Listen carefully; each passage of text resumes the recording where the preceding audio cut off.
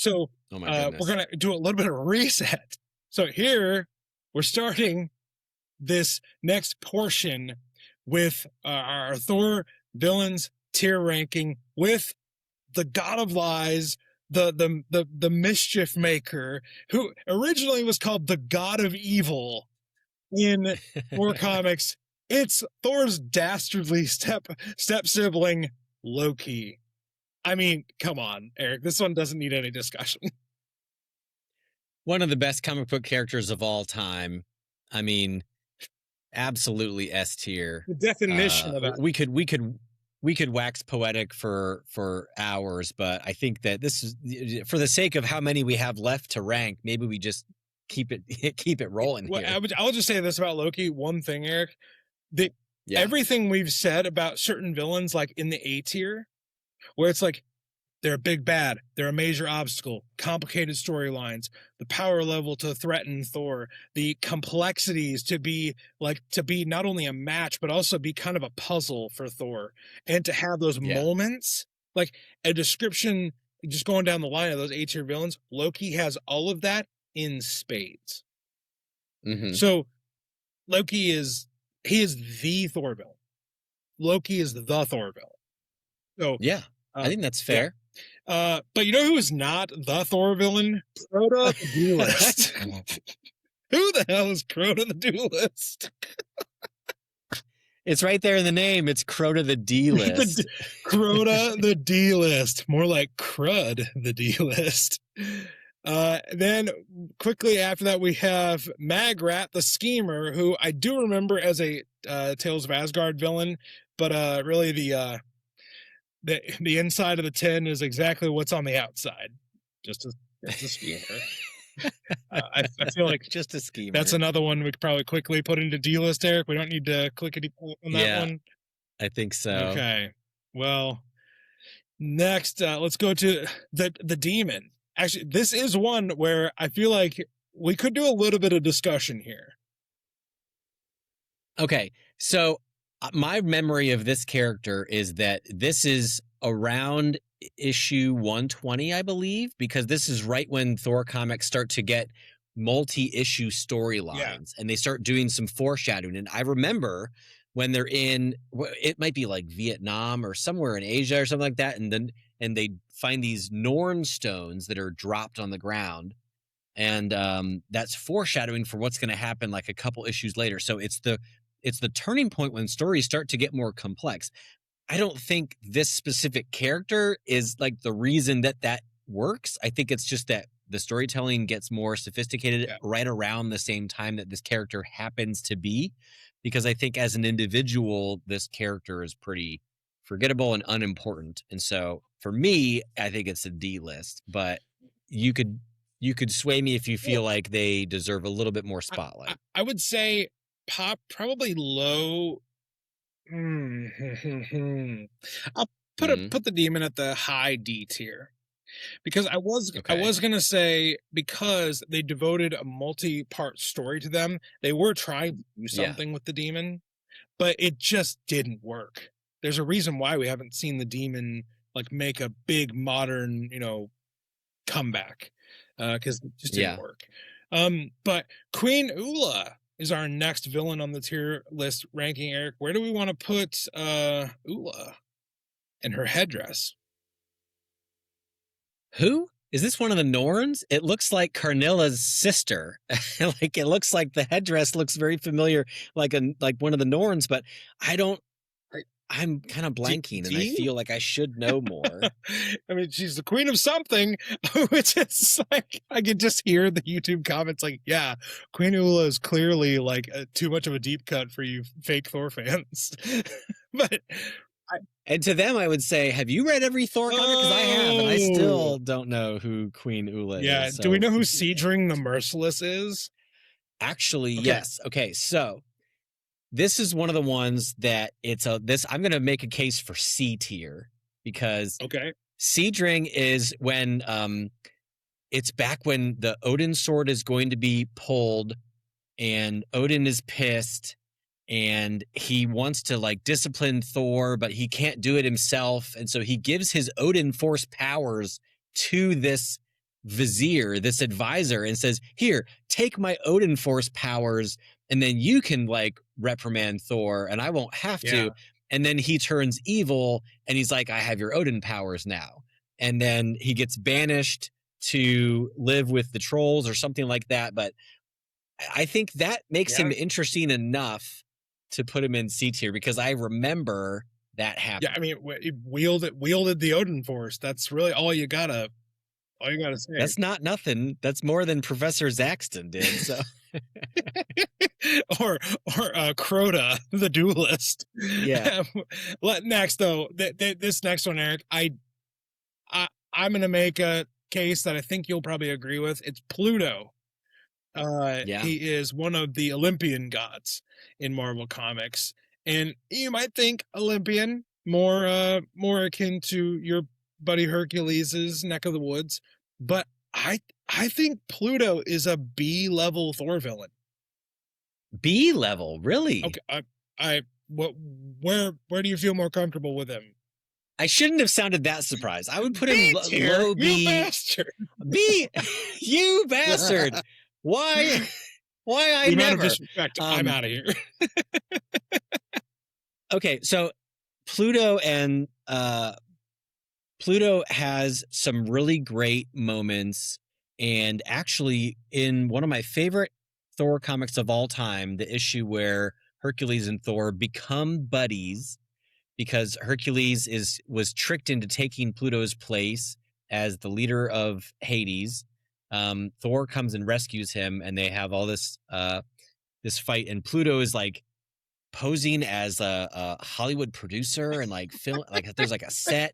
There's some interesting, quirky stuff, but he does make several reoccurring appearances. He is pretty high level, powerful, all things considered. So, okay, I think, yeah, easily B tier. That sounds fine. We'll put him in between Laufey and Ymir, as if the Yeah. linear thing matters. But yeah, Pluto, it feels like a good place for Pluto. Now, another Olympian, Hippolyta, is on this list. Not Wonder Woman's mom, everybody, but Hippolyta shows up as a Thor, we'll say adversary. Eric, where do you want to put Hippolyta? Yeah, it's not Hippolyta. That's how I was saying it in my head. It's when hippos go out for a smoke, they take their Hippolyta. They take their Hippolyta with them. I don't recall a lot of detail about this character. I'm sure she's, fine. I'm sure she's powerful. Personally, I would say D tier because I mean, with Cedric the Merciless, I at least remembered a thing that he did, and I don't really recall. And we probably more famously know the DC version of Hippolyta. That doesn't exactly bode well for the Marvel version. The next one is one of my personal favorites, Jormungandr, the Midgard Serpent. Eric, I am just going to tell you, I know he doesn't have hundreds of appearances like others, but the Midgard Serpent is brought out for big moments. And one of my favorites, probably a top 5 single issue of Thor, is the Midgard song from Simonson. I want the Midgard Serpent in A tier because of what a big threat it is, and it's known for killing Thor in Norse mythology. So pretty synonymous with Thor, it being the thing that kills him most often. I agree. And he has some interesting moments because remember when he's disguised as Fin Fang Foom and he is like playfully having this like battle of wits with Thor, and then he like, surprise, I was in a Fin Fang Foom costume all along, and here I am larger than the earth. There's some really interesting, clever stuff there that makes it more than just this passive background, Godzilla-esque character. He's got some dialogue and some moments that make it really memorable. So I agree. And like just Simonson's art in that Oops All Splash Pages issue, it makes Jormungandr look much more important in the grand scheme of Thor lore than it really ends up being. But the threat level is so good. And so on Thor's level, there are several different villains. Thor could just be like a kaiju battle book if they really Yeah. wanted it to be, and the Midgard Serpent is the king of that.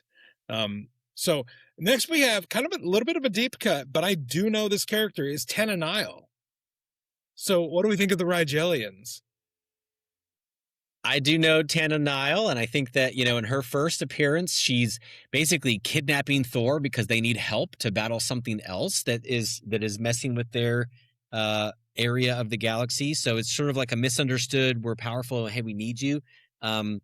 She comes back as an ally later on. So in that regard, she's more similar to like an anti-hero or a misunderstood adversary. Yeah, we know her name. We've seen her around a little bit. She's not really like a threat, and she's not even really like a villain all that long. So I'm going to say C tier. Okay. Yeah, I think that's fair. And correct me if I'm wrong, Eric, but doesn't Tananile show up in the lead up to the Galactus origin story issues where the recorder goes with him with Thor? I believe or so. Or is it the Black Galaxy? I think it's the Black Galaxy, but Galactus is also in the Black Galaxy because that's where Galactus and Ego get their beef from. Okay. But it's back in that realm. So yeah, there's some moments, but she becomes a Thor ally, and they go on a whole quest. It might be the first part of the Conway run or something like that, where they go. It's fine. She's okay. Next, we're gonna go back to Asgard with Hurricane. What do we think of Hurricane? Sorry, That's how I would say. I mean, I don't know. I haven't looked up the pronunciation. Hurricane first appeared in the Tales of Asgard, I believe, and he was the adversary, and then he becomes the leader of. What are the name of the male version of the Valkyrie? It's like Odin's Valhalla, battler. The Einherjar? Yeah, maybe. That might be it. And comes back, I think, and returns in the Simonson run and fights on the side of Midgard against the interdimensional forces invading Earth. So he gets some glow up, but again, kind of that Tananile-esque, like only a villain for a little bit, and then really kind of turns into this misunderstood ally. So I would kind of put him right alongside Tananile in that regard. I think that's fair. Now, this is a really weird villain for me to have a case for. Okay. But I freaking love Zarko the Tomorrow Man. I actually think this sounds crazy, and I'm so glad Faz isn't here to hear this.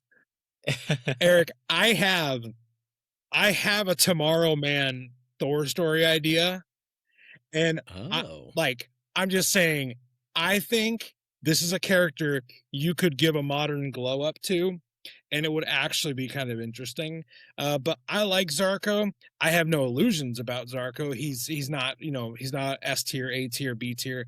I want to put him in the C tier because he did show up as an early Thor villain who forced Thor to figure out how to time travel. And Thor realized he could time travel by spinning Mjolnir really fast. Right. It's not exactly rocket science, but the Tomorrow Man also enabled us to have the original Thor core. Yes. Because there's the future, there's the time crossing in the multiverse very early on, enabling that to happen. And he's also pretty important in the Jurgens run. He's not like a cornerstone of it, but he definitely is there, and there's elements that make that story possible because of Tomorrow Man. Sure, let's go B tier then. Let's go B tier. Absolutely. Yes. Right here, Zarko. I mean, to me, he's done more to the world of Thor than Cobra has. Like, he can actually do some things. Cobra, when Cobra runs out of poison darts, he's SOL. You know what?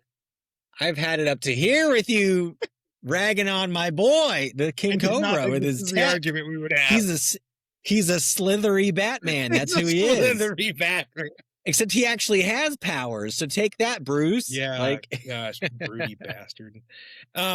Next we're going back to Olympus. We have Cerberus. Eric, what do we think of Cerberus being a Thor villain?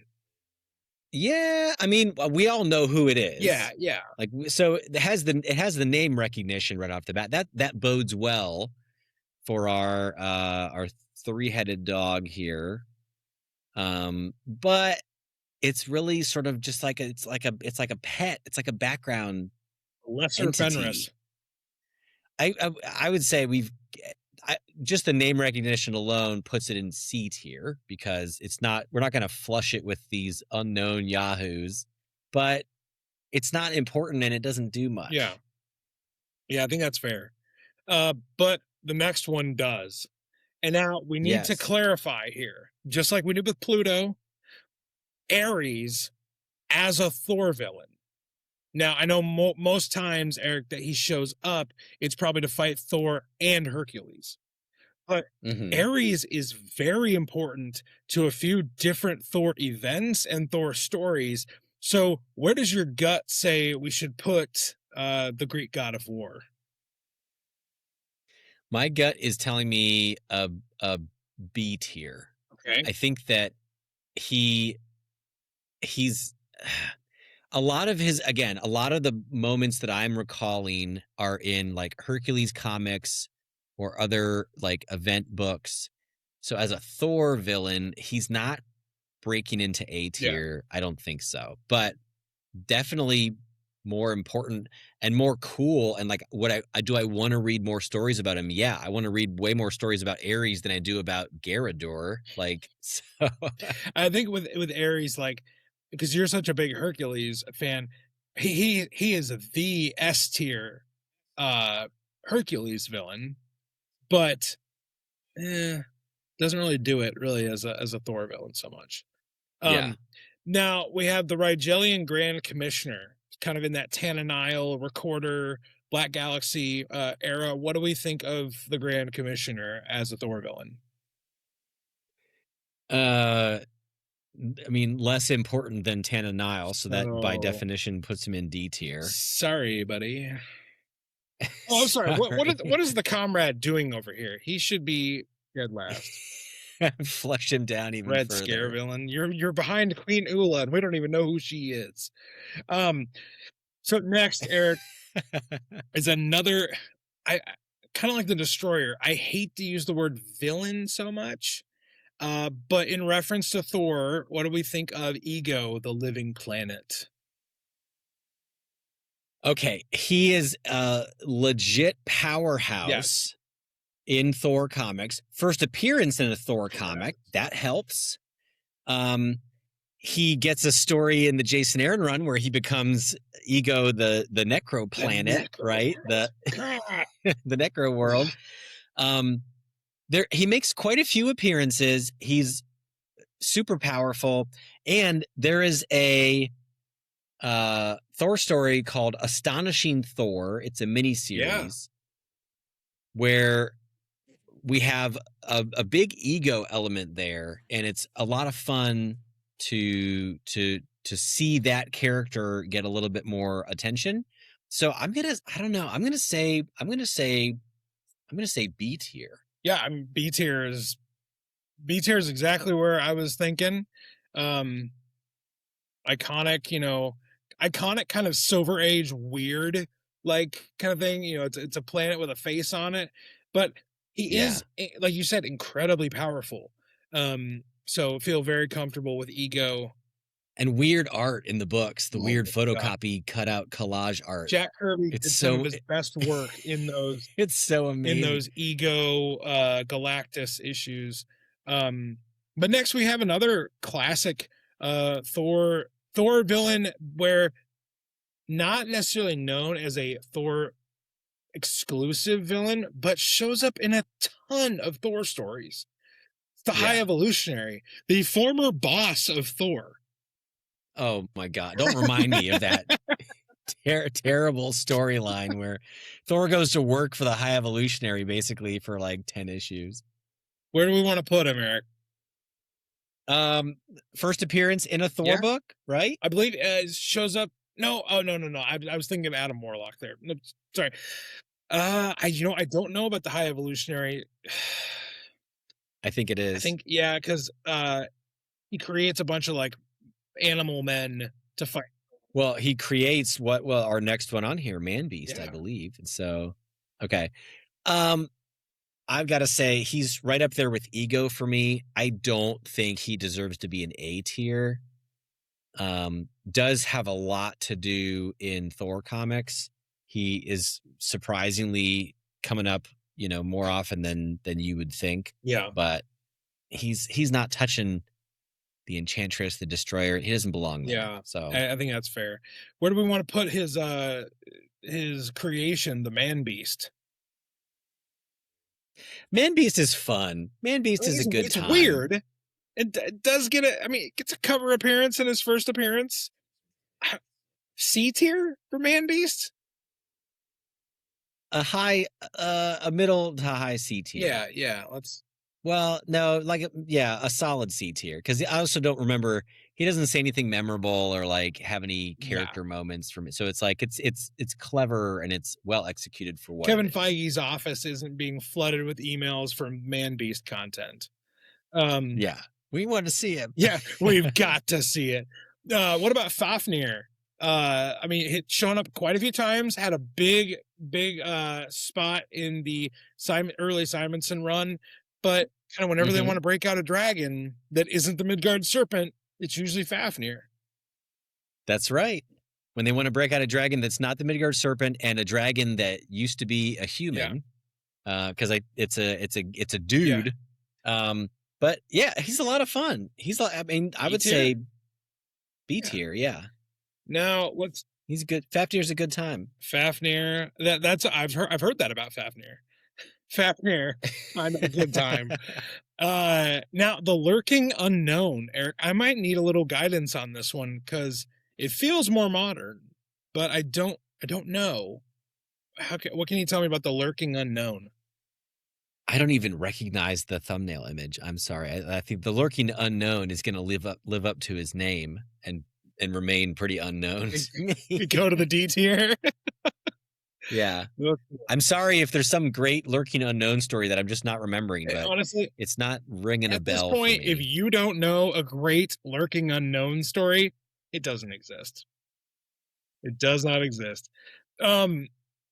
Do we want to give any more time to the Lurking Unknown, Eric, as you click away? No, we can move on. We've already given him more time than he deserves. Who the hell is this? Yeah. I love the next one though, the Growing Man, which can you imagine someone coming up with that name today? Just like, yeah.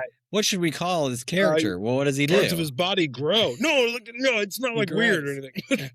One thing I know about the Growing Man is it is a lackey of Kang the Conqueror. So Thor does fight the growing man, but also like it's created and sent back by Kang. More of a lackey, but I would want to put the Growing Man in C tier because it is a threat to Thor and it's connected to a bigger villain that Thor hasn't tangled with a lot. But the Growing Man is more memorable to me than Magrat the Schemer. Yeah. Okay, so for me, Growing Man is right up there with Stilt Man, who I don't even think made the list here. No, not a lot of Daredevil villains made the list. Yeah. But yeah, so okay, Growing Man, I think what helps him is the character design because visually he's very memorable. I agree. What do we think of Replicas? I like Replicas. Okay. I like when Replicas comes back in the Jurgens run. He's got. I even remember one of his powers. Because he's only there for like very briefly. Okay. Yeah, very briefly. Some kids hack him to rob a bank, and then he comes back and fights on the side of Asgard with Hercules against the Dark Gods. But I even remember one of his powers is called Cobalt Cable Fingers, and his fingers grow no. long and they're made of cobalt. So I'll say C Yeah. tier. He's not going up to B tier just because of his cable Yeah, fingers, but cable fingers only get you so far in this world. yeah. So Eric, we've reached number 44. So that one was a Oh my lot goodness. kind of quicker. We kind of hit our stride there. How do we feel now that we're 2/3 done with the overall list? How's it shaping up? And we're about to hit the home stretch with some heavy hitters. This is amazing. We should publish this on the internet so people can see if they agree with it, because I think we're onto Eric, something I here. have good news for you. That's gonna happen. Nice. I mean, yeah, we're 44 in. A lot of D tier, a lot of B tier. We only have 2 members of the hallowed S tier.